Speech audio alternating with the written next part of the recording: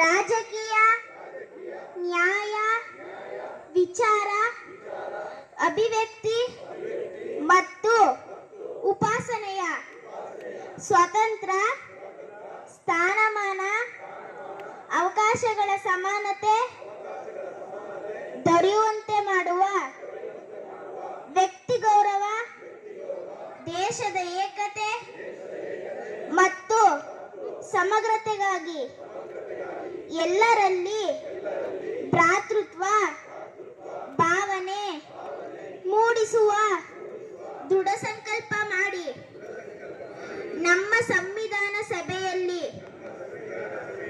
1949ರ November 26ನೇ ದಿನದಂದು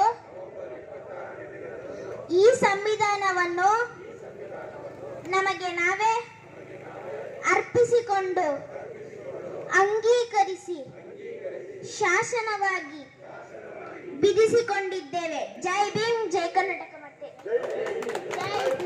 thank you. ಕುತ್ಕೊಳ್ಳಿ, ಎಲ್ಲ ಕುತ್ಕೊಳ್ಳಿ.